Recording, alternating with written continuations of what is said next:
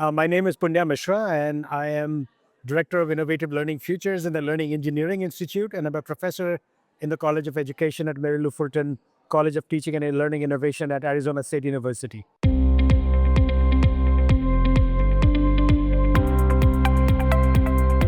AI has been with us for a long time, but I think a few years ago when ChatGPT first came out, it was this seen as this being transformative for education, right?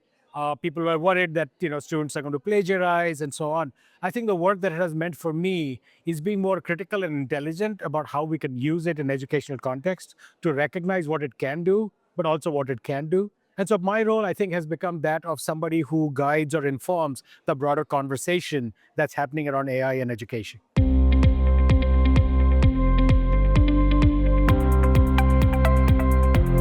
So when we talk about AI, we often talk a lot of times in metaphors, in terms of metaphors, that it's a brain, that it's thinking, so on and so forth. And it's not literally thinking, it's not literally a brain.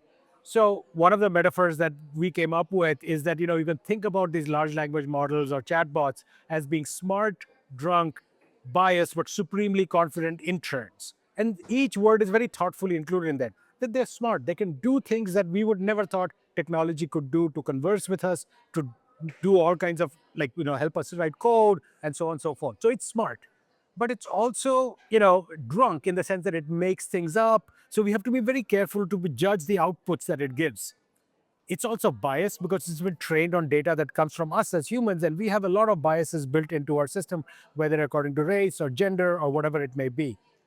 The other crazy thing about these technologies is that they're always supremely confident. So when they give you an answer, they always think that they're right. Finally, I think it's if you see it not as somebody who can give you the right answer, but somebody who's a partner, who's an intern, who's helping you do your work better. But recognizing that even though it may be smart, it is also occasionally wrong, so drunk, that is always supremely confident. So you should be looking past its confidence. And it is also could be biased. But as long as you keep these in mind, I think it can become a really powerful sort of partner or associate who can help you do your work better, as long as you keep your critical judgment around it.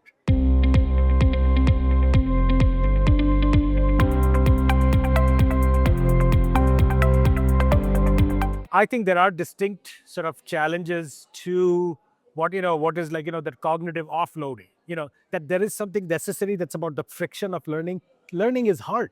Learning is not easy. If you want to learn to solve differential equations, it doesn't come naturally. It's practice and training. So I completely understand the challenge that educators feel that they face when if students start using ChatGPT or whatever other tool there may be to just spit out the answer. What it means, I think, for educators is that we need to rethink how we teach, we need to rethink the processes, and finally, we need to think the assessments. Because a lot of our assessments, if an AI can do, then they are not really evaluating what students are learning or the process that they're going through. So I think assessment which focus more on process, on how we think about these things, are going to come to the forefront in the future.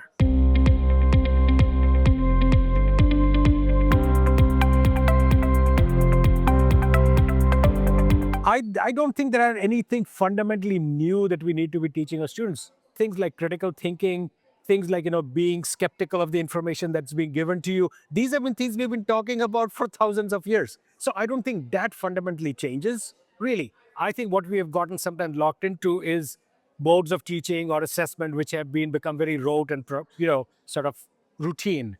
I think it's pushing us more to rethink that. But beyond that, those kinds of understanding of who is sending that information for what purpose, how did we judge and evaluate it, what kind of foundational knowledge we need, I don't think that's fundamentally changing.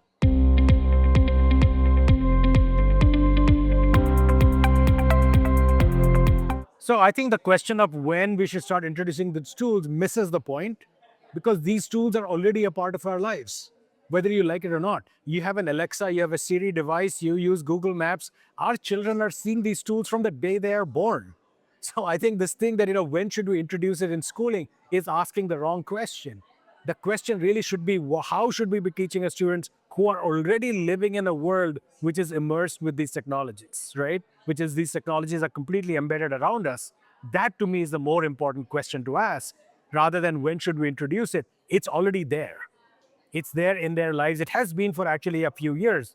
It's the LLM, the chatbots and so on, which are new. But AI has been in our lives forever, you know, 10, 15 years maybe. So that I think the more productive question is, how do we talk to our students, both as parents, as educators, as broader society, about how to live in a world where many of the social agents we interact with are going to be artificial. You don't know today, if you're interacting with somebody on Instagram, whether that's a real person or an artificial person. What does it mean to live in that world? That's a question that goes beyond what we teach in K-12 at some level. So we need to be thinking about that much more broadly than we are thinking about now.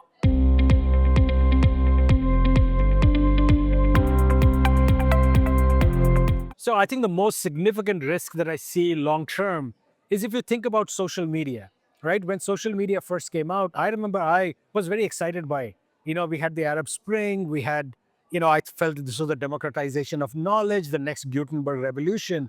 But we see how much social media has transformed our social, political, and economic world around us. In many ways, not for the good. And a large part of it is because the corporations who run these new companies, these platforms, care much more about keeping you locked in and engaged than your goodwill. Those same companies are going to be in charge of AI as well. In fact, are in charge of AI. So to me, the bigger concern is not the AI, it is the companies around it who are going to transform it, not for your and my good, but rather for their bottom line, for their advertisers, which is, those are not perfectly aligned. So that's what I really worry about, that, when we look at the impact of social media on the world that we have around us, these tools are going to be far more addictive and far more dangerous if we do not design them properly. Personally, I feel like at some level we have almost lost control of this technology already. So I'm not very positive about the long term impact of this technology.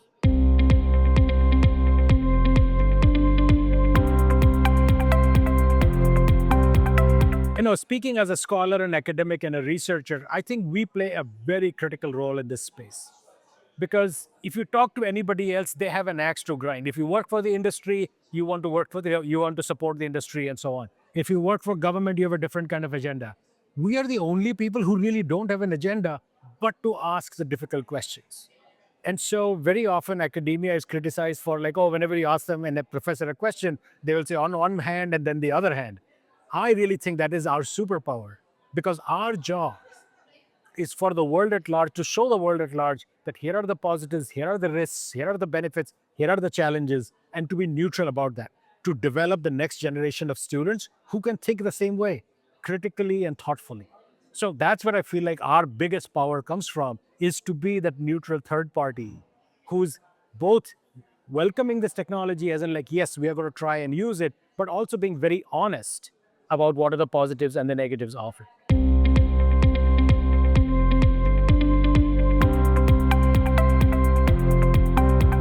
So, when people often ask for a meaningful experience, they ask, the usual example is to give a positive experience.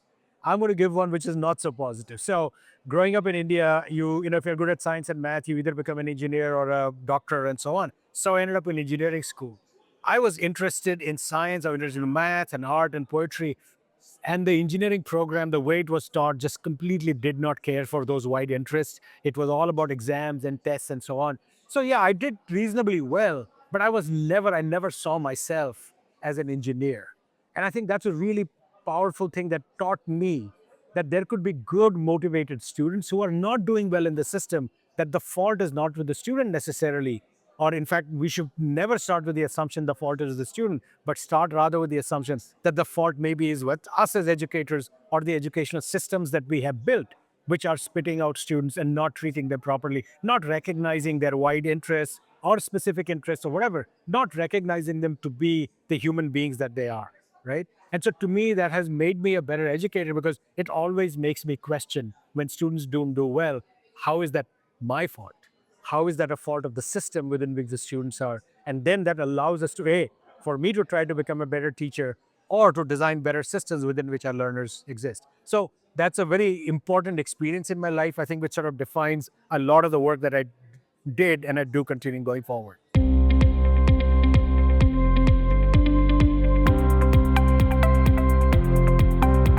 So, I mean, I just got here yesterday, but it's been fantastic, to meet with Laura, the other keynote speaker, because she and I have sort of worked together without ever having met. So that was great.